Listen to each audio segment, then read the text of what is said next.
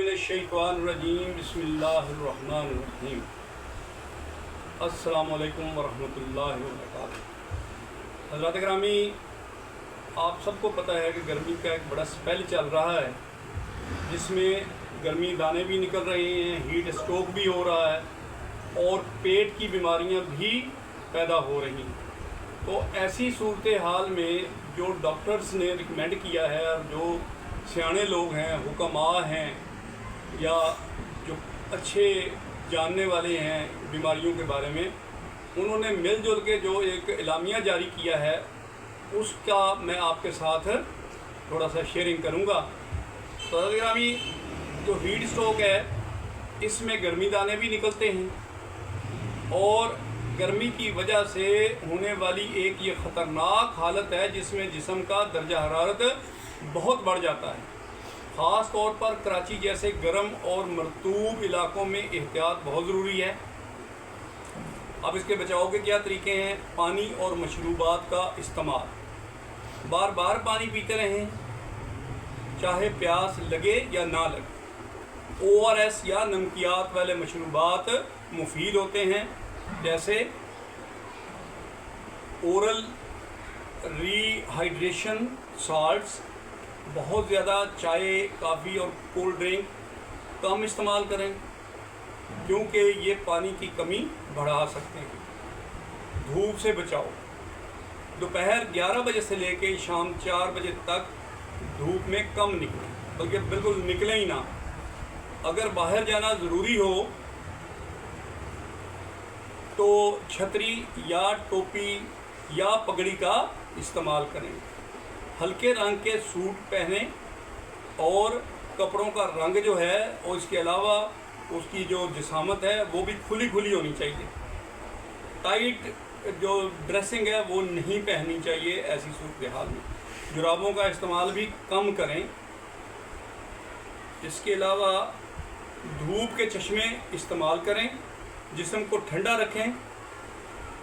पंखा, कूलर या AC इस्तेमाल करें। ठंडे पानी से नहाएं या गीला कपड़ा जिस्म पर फेरते रहें। पानी की अगर कमी है आपके पास, वो पता ही है कि कराची में पानी की कमी है, तो आप गीला कपड़ा करके अपने जिस्म के ऊपर फेरते रहें। बंद और घुटन वाले कमरों से परहेज़ करें, बचें। इसके अलावा अब खाने पीने की एहतियात के बारे में हम बात करेंगे। तो हल्की ग़िज़ा खाएं। हल्की ग़िज़ा में क्या है? खिचड़ी है, दलिया है, इस तरह की रिलेटेड दूध है। दूध मुकम्मल ग़िज़ा है लेकिन हल्की है, तो ये ग़िज़ाओं का आपने।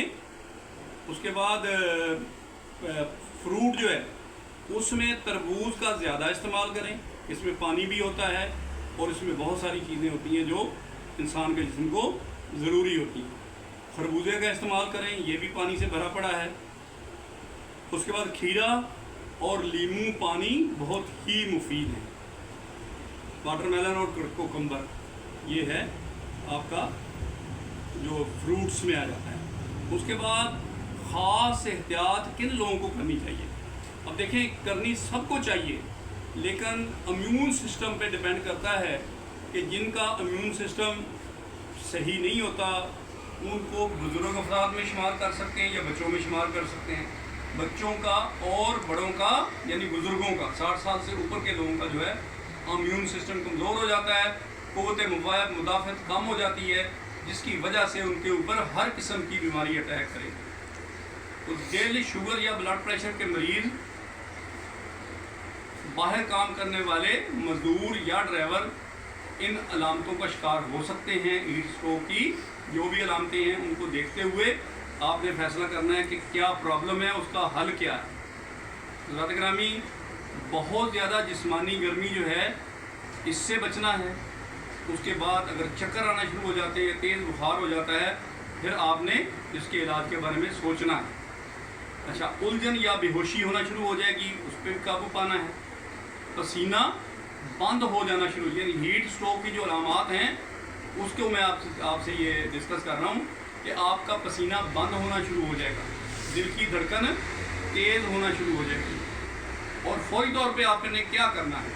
अगर किसी को हीट स्ट्रोक हो जाता है تو فوراً سایہ دار یا ٹھنڈی جگہ پر لے جائیں، کپڑے گیلے کریں اور ان کو ڈھیلا کر دیں، کپڑوں کو یعنی بٹن کھول دیں، ان کو ڈھیلا کرنے کی جو بھی SOP ہے وہ آپ کو پتہ ہونا چاہیے کہ ٹائٹ کپڑا نہیں پہننا، جسم پر ٹھنڈا پانی ڈالیں یا گیلا کپڑا پھیرتے رہیں، ہوش میں ہو تو پانی یا ORS دیں،